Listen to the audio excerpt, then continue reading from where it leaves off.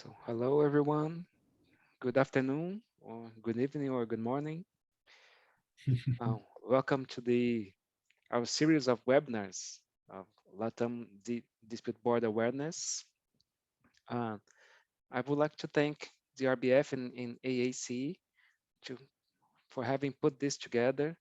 It's a great opportunity to bring awareness of the dispute boards and the benefits for all the construction projects and other projects too. And my name is Marlon Yeiri. I am a lawyer in Brazil, and today I'm representing AACE Brazil section. And while we start people coming in, wait for people come to join us, um, I would like to introduce our my two colleagues here, Joe Allegro. I will read his short bio. He's a professional civil engineer from Massachusetts and spent over 20 years in the public sector, working in the design and construction sections for the state of Massachusetts. He left as the director of construction of the Big Dig, a $14 billion highway tunnel project. He has worked as a sole practitioner as a legal construction services for nearly 20 years, providing construction management, independent oversight, and dispute resolution services on many state transportation projects. He has been a DRBF member and a practitioner for over 12 years, serving on 13 boards. He is currently a member of DRBF Region 1 Board of Directors and is the Region 1 President-elect. Thank you. Welcome, Joe. Thank you, Marlon. So, and we also have here Eric Franco.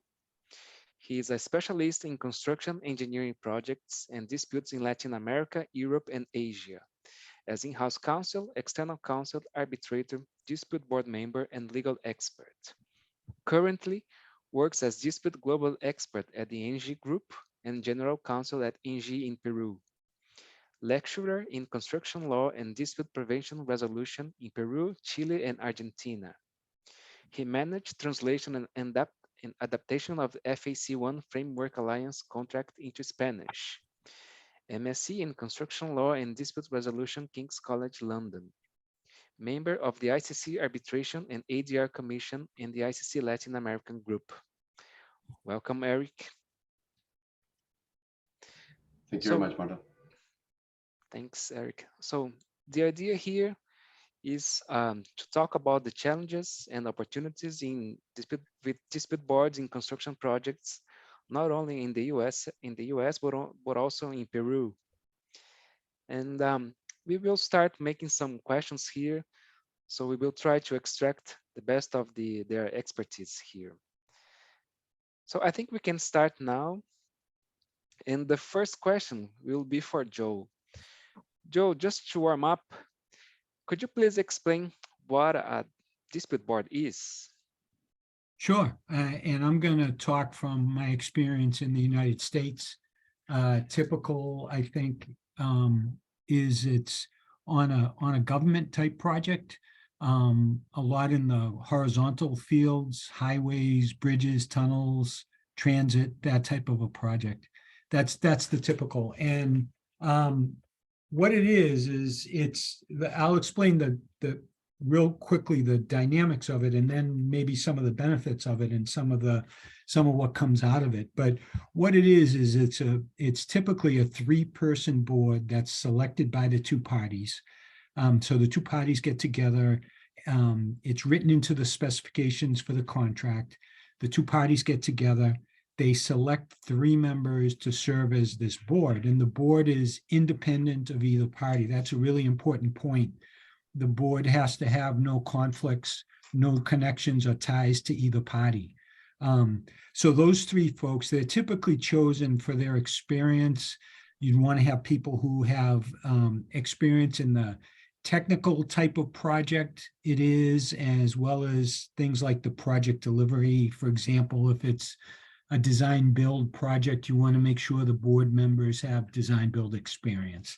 So they're relatively knowledgeable and experienced in the type of work, but mostly in the ability to resolve disputes. So a lot of experience in the in the world of construction claims and disputes. That's the typical board member.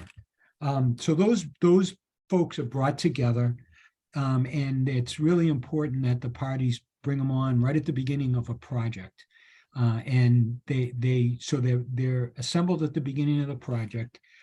And there's a few different things that happen. One is, on a regular basis, they review documents. So the parties supply documents. Maybe it's the monthly update, it's the payment schedules, it's maybe some of the barometers of how a project is doing, like quality logs or submittals, things like that. And that's to make sure the board has the ability to understand what's going on the project. And the second thing is, the board will typically have a meeting on about a quarterly basis, about every 3 months. And it's best to have it on site, although basically during the pandemic, that wasn't happening. But on a quarterly basis, the board will get together with the parties. There'll be a meeting. There'll be a site visit so they can get a sense of what's going on the job. There'll be a meeting to talk about what's going on, and an opportunity for the board to talk with the parties and get them to talk to each other. I think one of the real benefits of this process that I described is one of the real key components of a successful board is building trust with the parties. Because if you get to the point where there are actually disputes, you want to be working with people that you trust, both technically and commercially. So that's what this whole process is sort of built towards. So they'll have these meetings, and then there's kind of two hats that a board wears. One hat is, we use the term dispute avoidance. So they're trying to help the parties foresee issues that may be a concern. Maybe it's the way the specs are written around risk issues. Maybe it's a technical, if it's on a tunnel project, maybe it's a technical issue with the tunnel machine or things like that.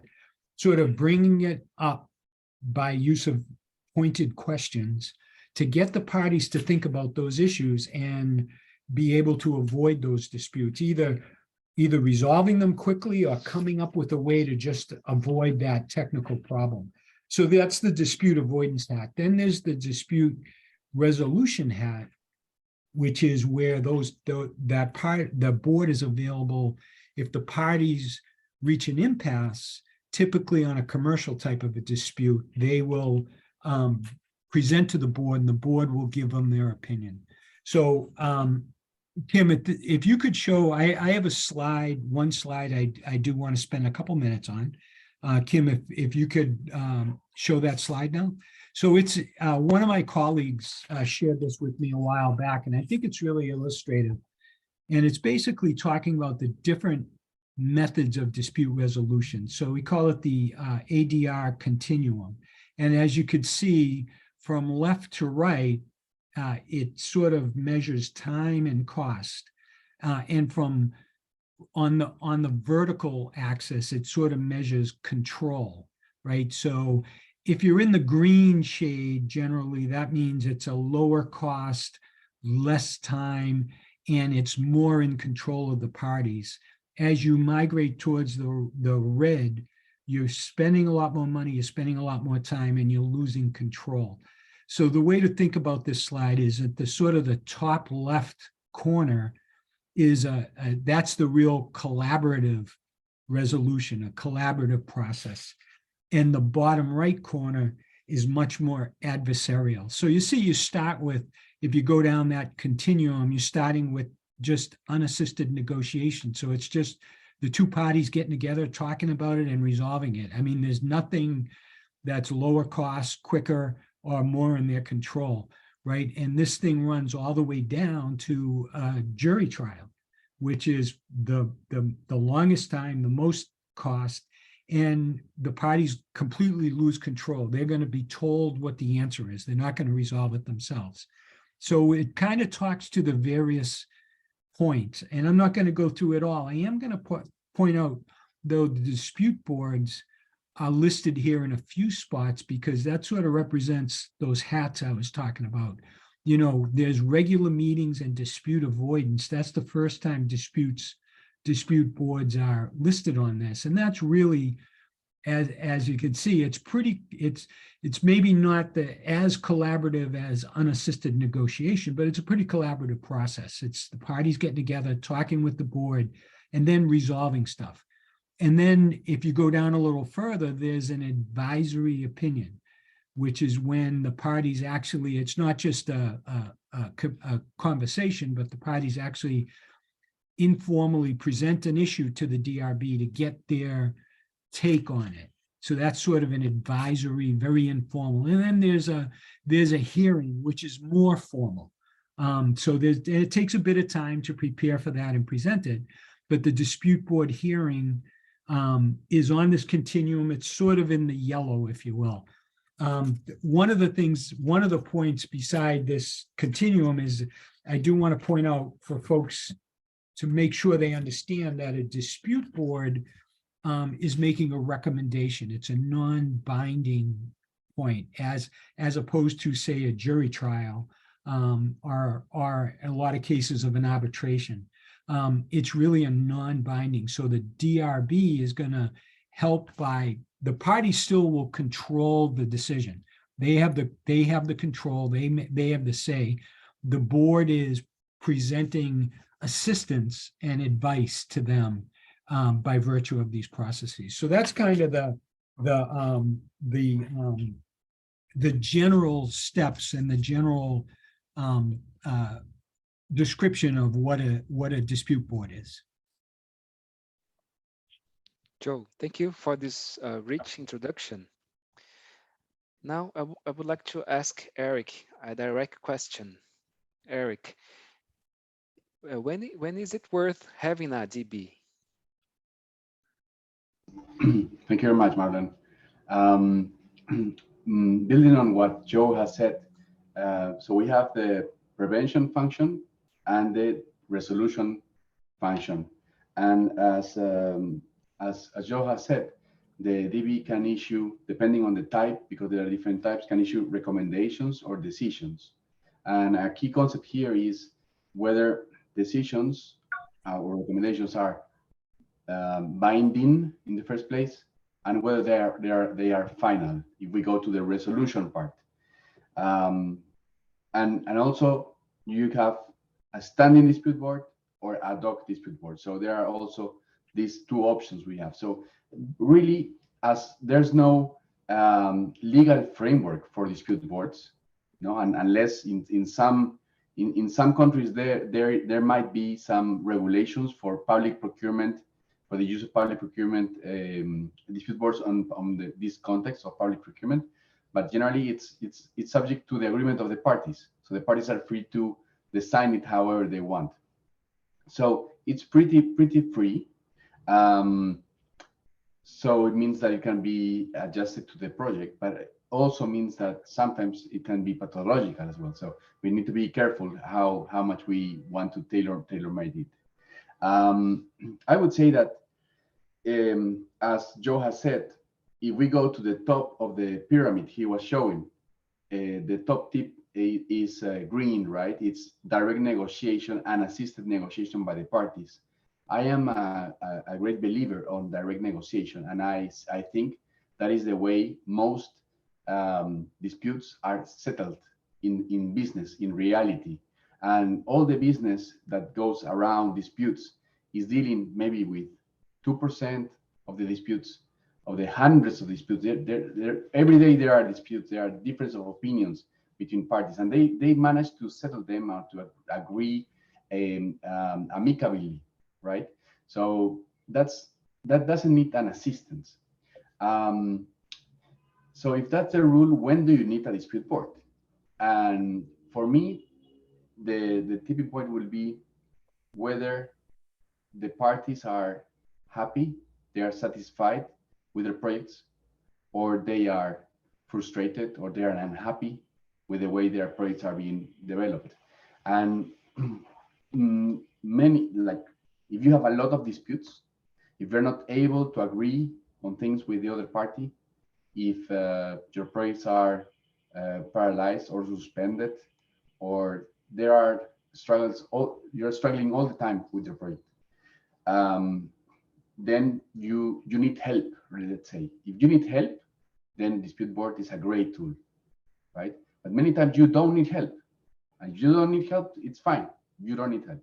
So that will be what you really need to think about um, when decided whether to use a dispute board. The dispute board also has a cost.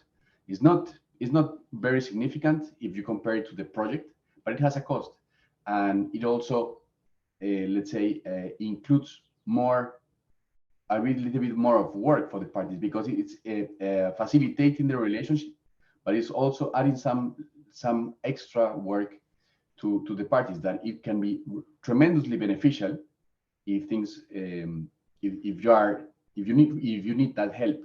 But if you are fine the way you are, then you could avoid it. So this is to say that dispute boards are, well, I would say are for mid-size or for large projects to start with, and also are not suitable for every project because not every party needs the assistance of a dispute board.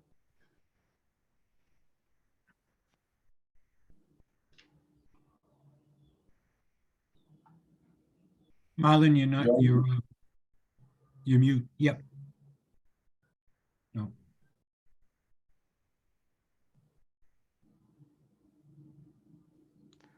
Hi, hi, can you hear me now? I'm sorry, no something worries. happened yes. here. Well, thank you, Eric. Now we can start discussing some points here, I think, and you can jump in um, anytime, Eric and Joe. Uh, but I would like the audience to make the questions in the Q&A. So we will spend the last 15 minutes trying to answer all of these questions. So Eric, you were talking about the legal framework and whether it is suitable or not for public or private projects. In your experience in Peru, so are the DBs more frequently used in public or private projects, or the same for both types of projects? I, the experience in Peru so far has been mainly on public projects. There are very few projects that implemented the DB. There are some, but very few, and mm, and I would say that generally in the private sector you see a low amount of arbitrations, right? There are disputes all the time, but they are generally settled. So if you ask a construction company how many arbitrations they have with their private clients, they would say like very few or maybe none. If you ask them how many arbitrations do you have or disputes you have with the public clients, they would say too many. So in the what happens, unfortunately, is that the capacity of the government to manage projects efficiently is has a big room for improvement. So they really need the help of a dispute board, and dispute boards are acting as a game changer, really, in the public sector, um, allowing allowing projects to move much more efficiently. So this is the main area of development of dispute boards in Peru, and well, we can hear, maybe you can share as well the experience in Brazil, and um, and and we can see also multilateral banks. You know, many times these dispute boards go hand in hand with the use of standard contracts like FIDIC. Mhm. And FIDIC suggests, well, has a clause contemplating the use of a dispute board, meaning, and these projects financed by multilateral banks generally are public projects um, executed by countries that have not a very strong capacity for project management. So the idea is that they need help or they could need help. So it's better to have the help um, straight away. Mhm. Joe, What about your experience? And then I can Yeah, talk a little bit about in Brazil. sure. Real quick, in at least my experience is all public. I guess I lump P3 type projects as public because that's ultimately it's a public agency paying for it, even though the two parties might be private, if you will, a concessionaire and a contractor. But generally, my experience is public sector work. I think for similar reasons, I do think I did want to say one other thing we sort of talked about earlier, but one of the benefits or opportunities for it in the public sector side is sometimes, you know, depending on the maturity of the management, sometimes it's helpful to a public owner to have an independent look at these things too, right? It can sometimes help the owner, whatever their funding agency or their boards or whatever, to know that there's this group of independent people that think XYZ as opposed to them just doing it on their own. So there's an added benefit on the public sector side where it's you're less able to just make a business deal. It's got to have some basis in the contract. So that's another sort of selling point of DRBs. But just in summary, Marlon, definitely public sector. I agree with Derek. The larger projects, the more complicated projects, that's where it seems to be more focused on. So. Okay, Joe. Well, here in Brazil, we started using DBs as a demand from the multilateral banks, where they demanded the use of DBs in their projects, mostly for public projects. And there was a discussion here in Brazil preventing the use of DBs in public projects. The projects that were not financed by multilateral banks, agencies, because of the lack of legal framework in Brazil. So the public agents could not make decisions based on the DBs because there was the DBs were not regulated in Brazil. So only now in 2021, we have this new public procurement law that expressly allowed the use of DBs. So the public projects in Brazil are starting to set out DBs, the use of DBs in the projects. In the private projects here in Brazil, we don't see many DBs. I think it's because it's due to the a cultural issue that owners do not like to have the perception that they are losing power and they are losing leverage. So they would prefer negotiating the old ways of withholding payments or threatening to substitute the contractor and so on, so on. But on the other hand, we have a lot of arbitration in construction contracts here in Brazil, and mostly private, because there was a discussion also whether the public, the state or public-owned companies could go to arbitration. And since 2015, now it is expressly allowed. So we are starting to have arbitration in public projects too. Okay, so I would like to make now another question, and for Joe. Joe, do you think that the existence of a DB might help the parties to agree on their disputes instead of submitting their disputes to the board? I mean, the prevention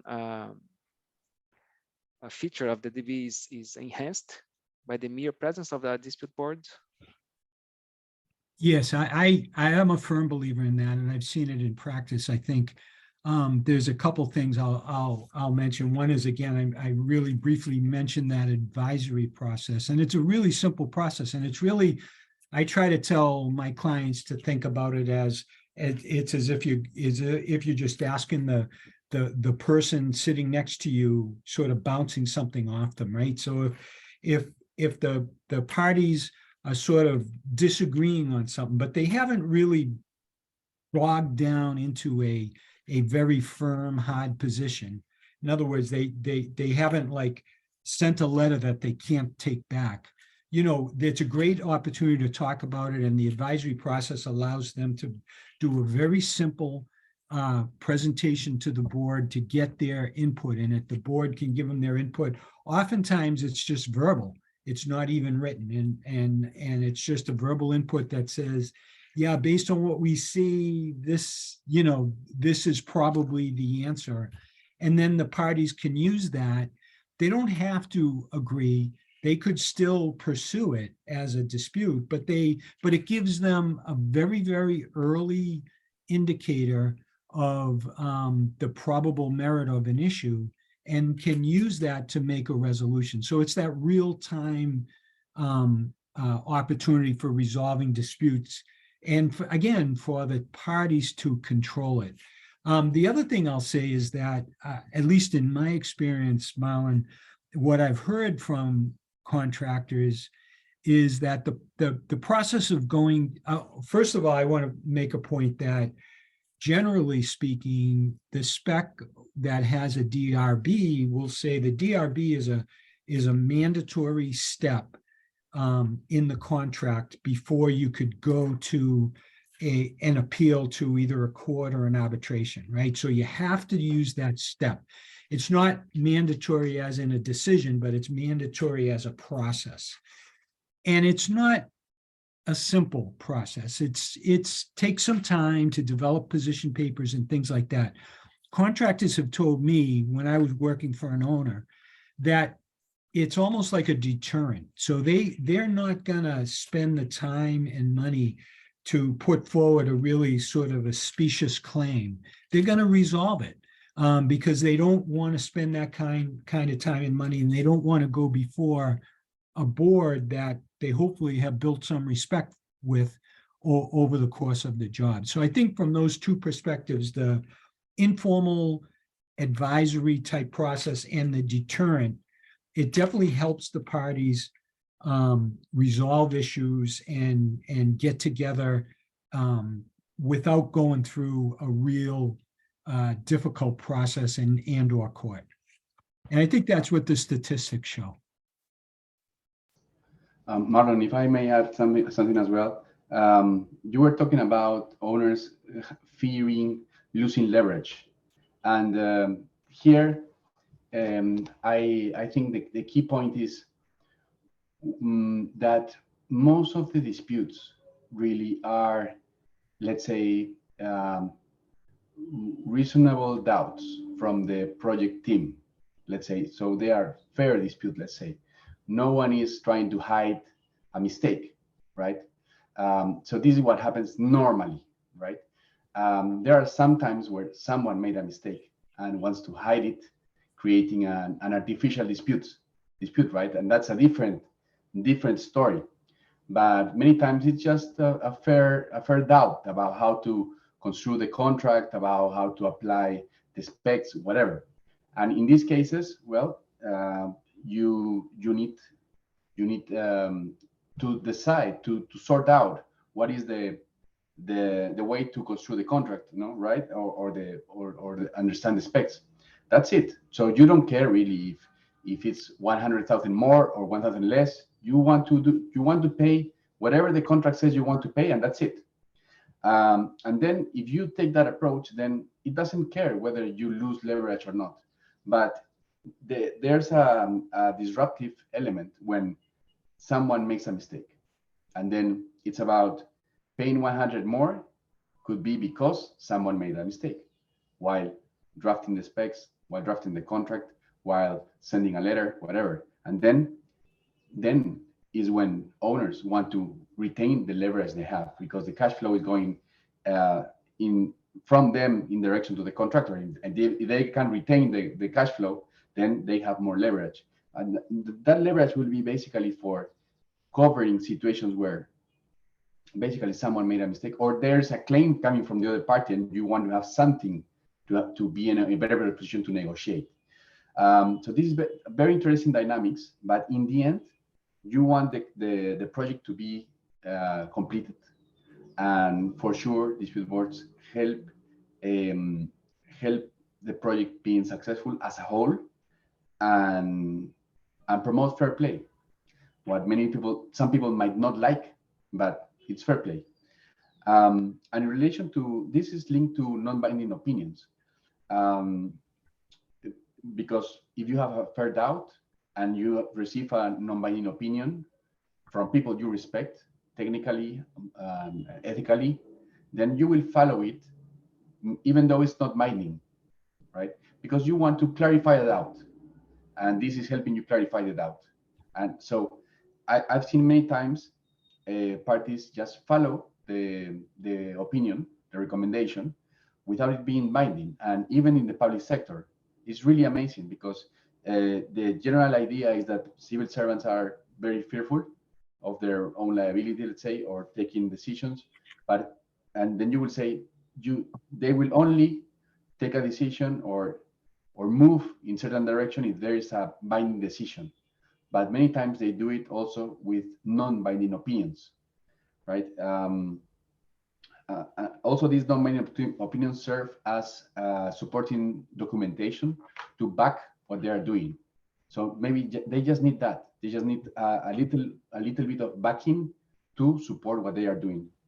And in line with what Joe has said, and the triangle he was showing with the green tip on top, where parties retain control of the dispute, it's very important that when you cross the line by submitting a request for a decision to the dispute board, then you are crystallizing the dispute.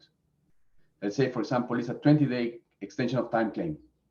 Now it's crystallized, and the dispute board will just be allowed to issue a decision related to 20 days.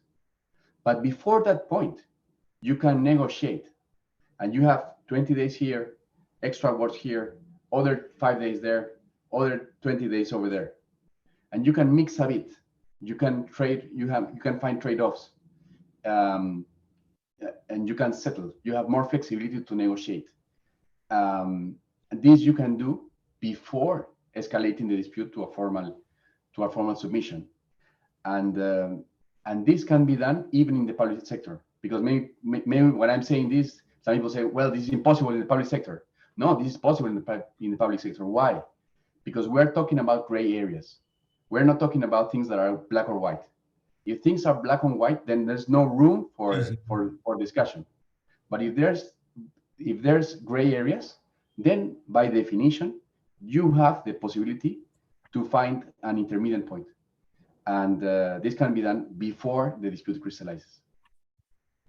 Just to tag on to that for 1 second, Eric, sorry, Marlon, is when you use that word crystallize, it brought a point to me, which is one of the other sort of opportunities of using this process is communication, right? So one of that, I mentioned trust, but it's a very, very much driven as a communication process. So the DRB process is built on, one of the foundations it's built on is communication between the parties. So every step in the process requires the parties to be talking, and there's no surprises.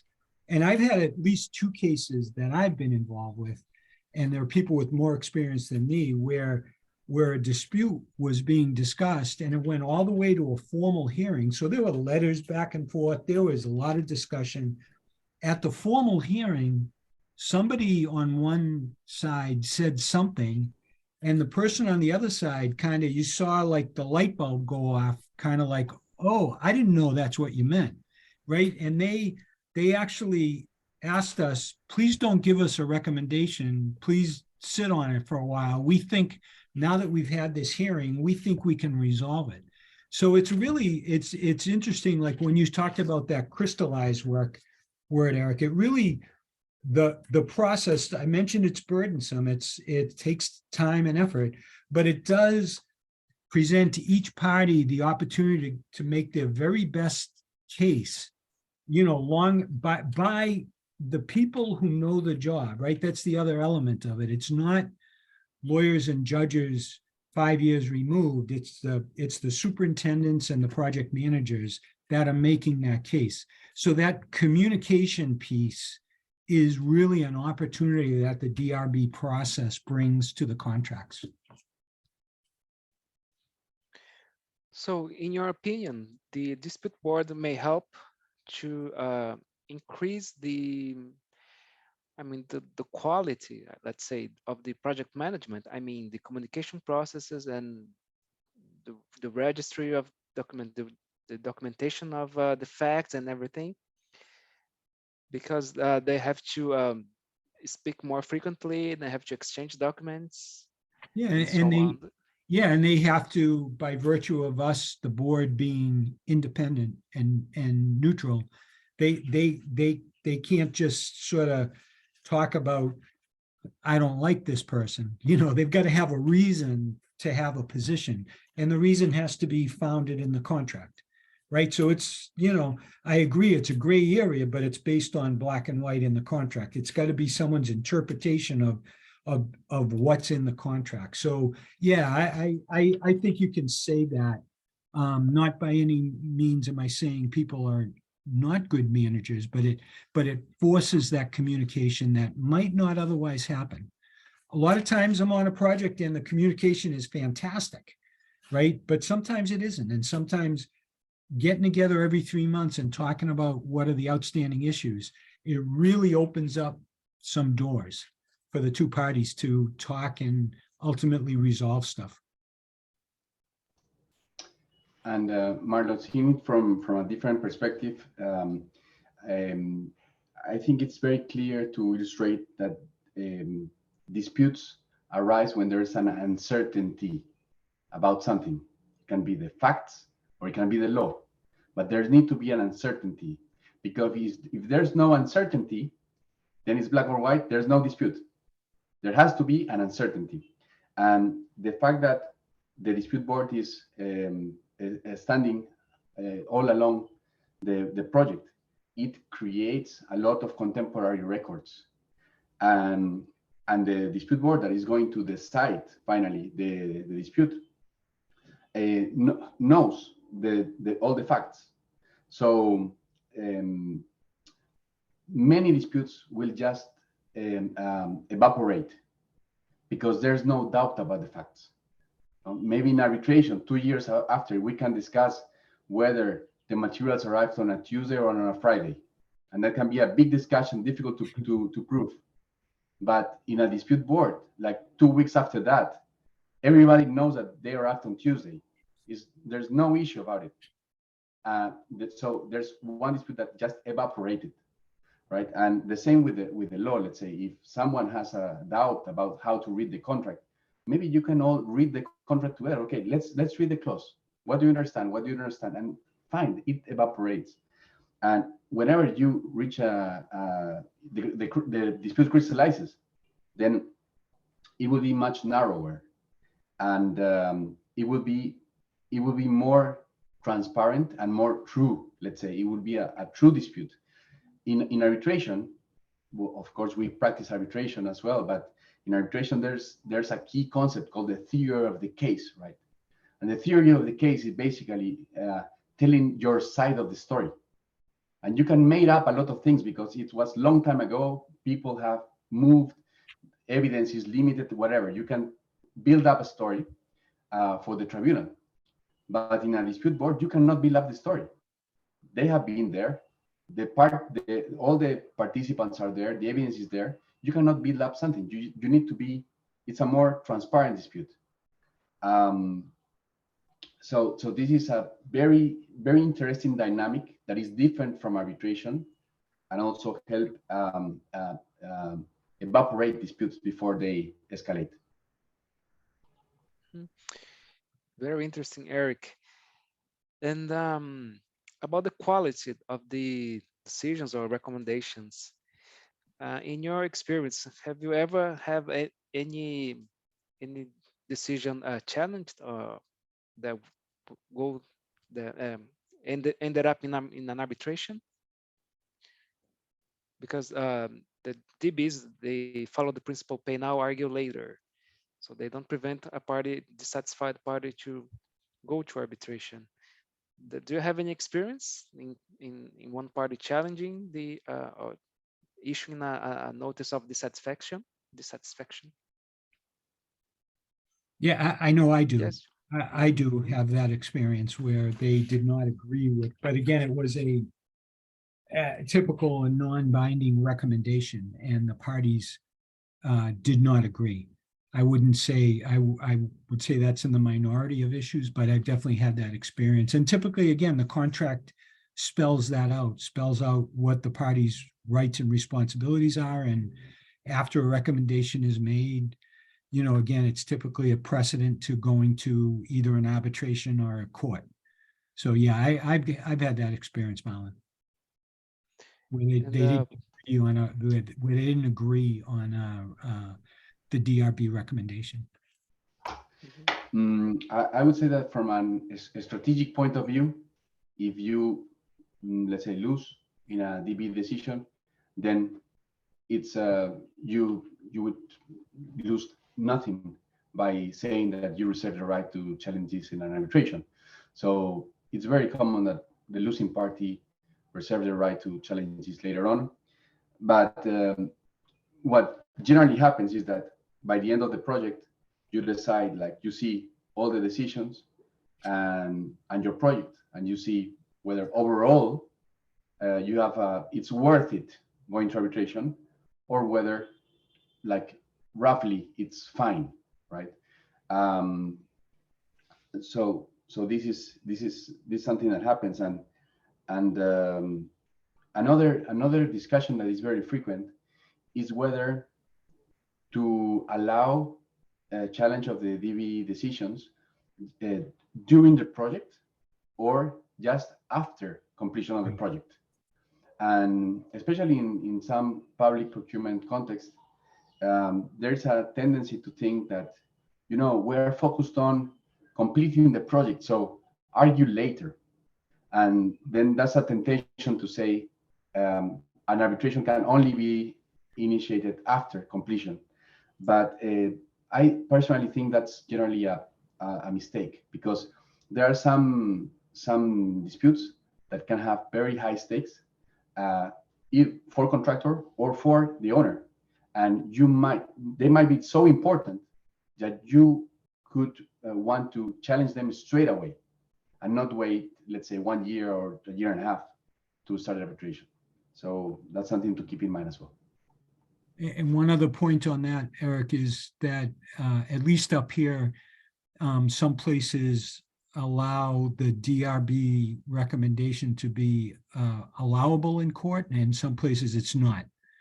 So in other words, you've got to also, as a strategy, take that into consideration. Is if I'm going to court and my spec says, and I've quote lost a recommendation, and my spec says that recommendation is allowable to be shown in court, then that's another factor you've got to consider, right? Is whether I want to go to the judge and say, we had these 3 independent quote experts, they said X, but I'm here to tell you why, right? So that's another factor. It's an interesting debate among practitioners as to whether that's a good thing or a bad thing, but it does exist in a lot of places.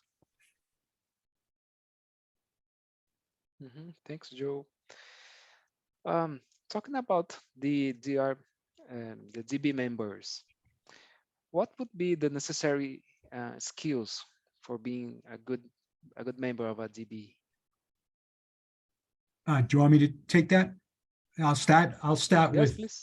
I guess a couple things. One is technical, right? So there's at least a couple technical considerations. One is the type of work, right, that's going on. If it's a transit project, I want somebody who's worked in the transit industry, if it's a design build project, I want someone who's got experience with design build. So that's kind of one of the technical sides of it, right? The second thing is the, communication skills, right? There's really 2 things the DRB, lives on. One is asking that dispute avoidance piece. That comes about by us asking questions, right? So we receive information, we sit down with the parties, we ask a lot of questions, sometimes very pointed questions. The goal of sort of either letting them understand what we're concerned about, or just helping facilitate communication among the two of them, right? Among the two parties. So that communication skill, which also translates into writing. So there's got to be a good writing skills. And then the last piece I'll add is when the parties, the best practice is that the parties collaboratively select the board. And it's really important that they think of the board as a unit, right? So depending on the project, you might want, somebody who's got a lot of tunneling experience, somebody who's got a lot of maybe scheduling experience, and somebody who's got more of a legal background. So you kind of between the three members, you kind of cover the necessary requirements for the project. So it's important that for each individual project, the parties are thinking about what the risks are and the key points on that contract are, and trying to fill the board with folks who can respond to those issues. Yeah, I fully agree, and I think the soft skills part, as Joe said, are key, not only in relation to the parties, but also in relation to the other dispute board members.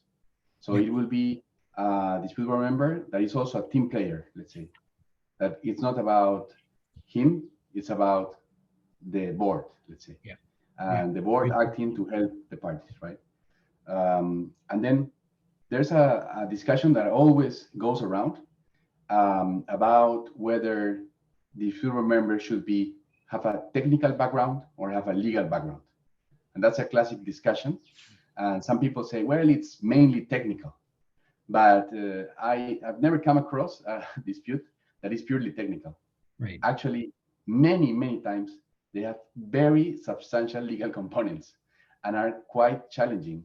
So technical, legal, I would say it can be really any. I would say legal is not the majority for sure, but maybe one lawyer and two technical professionals, it's a good mix. Yeah. But having a lawyer is always helpful. Yeah, some states require the chairman, for example, the chair to be either a lawyer or somebody who used to be a practicing lawyer. Not all do, but some actually do that. Eric, to your point. It's the case here in Brazil. At least it's recommended to have a lawyer as a chair. Yeah. And Joe, you said that the trust is the cornerstone of the DBs. How to build trust? Well, I think there's a few things. One of them is that I mentioned that selecting the board, right? That's one of the ways, because it's not a board that either party feels was put on them, right? So it's a board that both parties have. That's at the very when the parties get together to select the board, that's the start of the process of building trust, because they're selecting a board. They both collaboratively do that. So they're more inclined to listen to the board. If they've participated in the selection, they're less inclined to say, that's not my person. I'm not going to listen to that. So that it starts with that. Another thing is really these, getting them started at the very beginning of a project. So it's very difficult for any, neutral to get brought in when when the paper's flying and there are big claims and big issues, right? You're clearly the outsider, you're clearly the enemy at that point to somebody. So what you're doing by starting at the beginning of a job and participating, I mentioned the quarterly meetings and reviewing documents and all that kind of stuff. That's just a process of building trust. It's getting to know each other.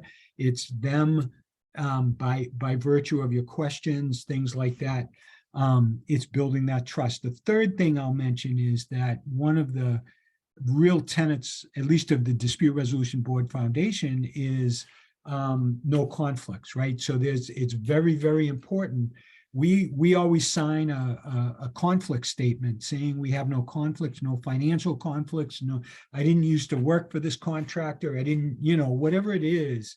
So that's a foundational element too, which is you're starting, the board is being selected as independent. So they bring that sort of aura or with them. So those are the kind of things that I think about when I think about building trust. Oh, and one last thing is you'll hear the term no ex parte communication. So that's very, very important. The board will always make sure they're not talking to, there's not a meeting where they're just meeting with the owner. There's not a meeting where they're just meeting with the contractor. Other than maybe submitting an invoice, you wouldn't even send an email unless it's to all the parties. So that's another piece of it that's really important to keep that level of trust up. In this regard, arbitration has a lot of development in relation to what is to be impartial, what is to be independent, and how to behave. So maybe if practitioners doing dispute boards are not familiar with that discussion in the arbitration world, maybe that can help a lot because the standards are basically there. It's the same standards, I would say. It's very helpful. As Joe has said, careful with the details. Sometimes in the dispute board, it's more informal and you want to help, but because you want to help, sometimes you can cross some lines that you should not be crossing. Like, for example, talking to one party without the involvement of the other. And it can be very simple things like doing a site visit. Let's say if there are 20 people walking, not the 20 people are listening to what a dispute board member is talking with one person next to that to him, but you have to be careful with those details because if one party even thinks that you are talking about something related to the project or to the dispute without involving the other party, then trust can be destroyed. And another thing that I see that it's very frequent, I think it's a reflex that is more within the time frame of within the mind frame of lawyers than engineers, is not to avoid speaking your mind so freely, right? Lawyers generally don't speak their mind so freely, but engineers, they want to help. They are transparent and they want to speak their mind freely, right? And sometimes that can be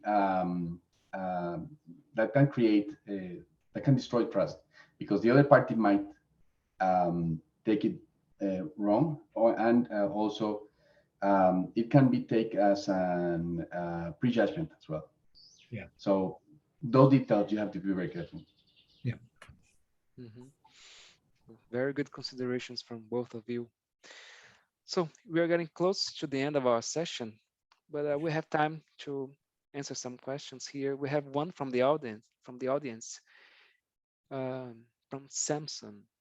When the contract makes it mandatory to put a DAB in place within a certain period, and the parties failed doing that within said period, is it still possible to set a DAB or arbitration should prevail? Eric, would you like to start? Yes. So generally the rule is if there's no DB in place, you can go directly to arbitration. But the idea is that you can set up the DB later on at any time. So it's just that generally, right? So you just set it up as soon as possible. But if it's too late for a dispute that has already arisen, then that dispute goes directly to arbitration. Mm-hmm. So we don't have other questions from the audience. I think we can start the final remarks then from Joe and Eric, and then we'll be able to finish on time. Okay. I'll take a minute and start. We talked a lot about it in terms of, opportunities. We sort of sprinkled them in through here. At least from my perspective, opportunities There's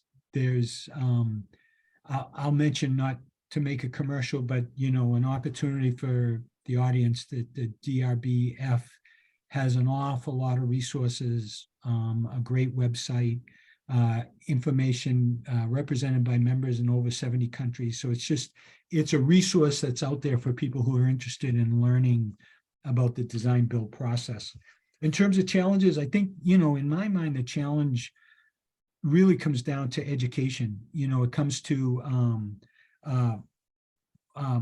whether it's owners, contractors, CM practitioners, lawyers. It's really an education about the process. Even owners and contractors who have signed contracts with this process in place don't really understand it. So there's an education component. I've seen boards where the board has sort of described and presented, what do we do at the kickoff meeting, which I think is really interesting, because a lot of times these organizations have people who believe in the DRB process, but not necessarily on a particular job. So there's a challenge, is really educating. We talked a little bit also about this concept of controlling the decision, and people feeling it might be a loss of control, and it's really not. But that's an education, right? That's an education component. So that, in my mind, is one. I'm a big believer in the process, but it's the challenge to making it more widespread is, in my mind, is an education challenge. Thank you, Joe. From my side, I would say that, well, if you were not aware of dispute boards, really pay attention to dispute boards, try to be more familiar with them. They are a game changer in the construction industry. So it's really a powerful tool, and it's being extended rapidly across the world. And always, I would say, keep in mind that there's no legal framework for dispute boards. So they are created by contract, or by a specific regulation, if it's the case. But there's no universal answers for dispute boards. So even like you might think there, because it was done in a certain way in some place, it will be done the same way in another place. Don't take it for granted. Always analyze each case separately, because the rules can be very different, the contract can be very different, and that can take you by surprise if you are taking for granted that the regulation will be uniform across the world. Thank you, Eric. Thank you, Joe. I think we're running out of time. I would like to thank you for being with us tonight, and for sharing your experience. You are very experienced professionals, dispute resolution professionals, and I'm sure we have all learned a lot from you today. And from my side, I would like to share this experience here in Brazil, and see if the DBs take off now in public and private sectors. And well, I think that's it. And I would like to thank the audience, and Kim for being here tonight too. And hope to see you in person in very soon. Thank you, Okay. Marlon. Thanks, Eric. Thank you. Likewise. Thank you very much. Bye bye. Okay, thanks. Okay. Bye bye.